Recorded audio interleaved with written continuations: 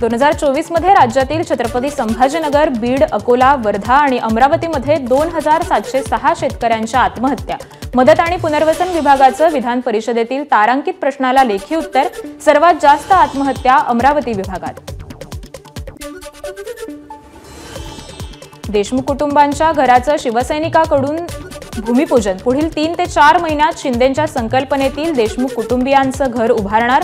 सरपंच संतोष देशमुख यांच्या हत्येनंतर देशमुख कुटुंबियांना पक्क घर देण्याचा शब्द शिवसेनेने दिला होता। वंचितचे नेते प्रकाश आंबेडकरांसंदर्भात इंस्टाग्रामवर पोस्ट केल्यामुळे तेल्हारमध्ये तणाव। पोस्ट टाकणाऱ्याला वंचित कार्यकर्ते आणि आंबेडकरांच्या चाहत्यांनी केली मारहाण। पोलिसांनी मध्यस्थी करत तरुणाला घेतलं ताब्यात। अल्पवयीन मुलीचा विनयभंग केल्याप्रकरणी एका आरोपीला 3 वर्ष सक्त मजुरीची शिक्षा। माणगाव सत्र न्यायालयाने 2012च्या घटनेप्रकरणी सुनावली शिक्षा। लहू इवलेकर असं आरोपीचं नाव। 10,000 रुपयांचा दंडही ठोठावला। गडचिरोलीतील अल्पवयीन विद्यार्थिनीला रस्त्यात गाठून अत्याचार करण्याचा प्रयत्न। 2 आरोपींना पोलिसांकडून अटक। रत्नागिरीत हत्या, मृतदेह पोत्यात भरून रायगडमध्ये टाकला। एक डायरी आणि एका नंबरच्या आधारावर म्हसळा पोलिसांनी 12 तासात लावला हत्येचा तपास। 3घांना अटक। धुळ्यामध्ये अवैधरित्या होणारी मद्याची वाहतूक स्थानिक गुन्हा अन्वेषण शाखेनं रोखली। 6,33,325 रुपयांचा मुद्देमाल जप्त। 2घांना घेतलं ताब्यात।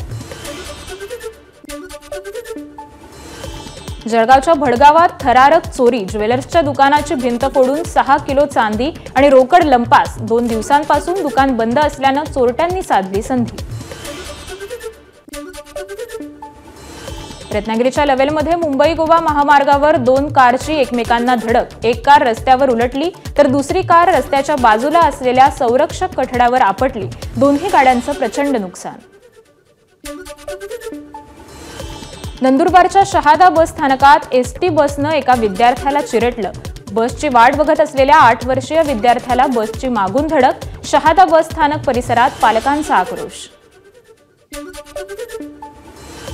वाशिमच्या रिसोडमधील मोठगाव इथं विहिरीचा भाग खचला। 2 मजुरांचा दबून मृत्यू।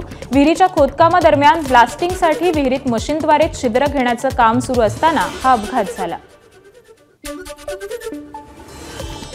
साताऱ्याच्या खंडाळा तालुक्यातील पळशीमध्ये भंगाराच्या गोदामाला भीषण आग। शेतीचे पाईप, शेती कामाचे अवजारं, गहू, हरभरा आणि पालेभाज्यांचं मोठं नुकसान।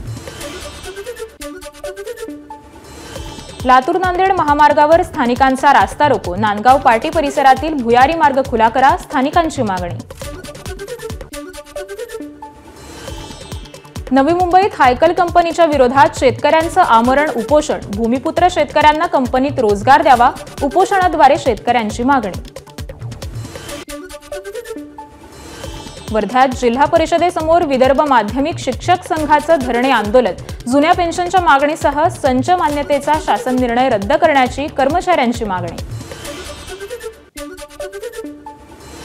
बोधगयेतील महाबोधी महाविहारासाठी आंबेडकरी अनुयायांचं आंदोलन।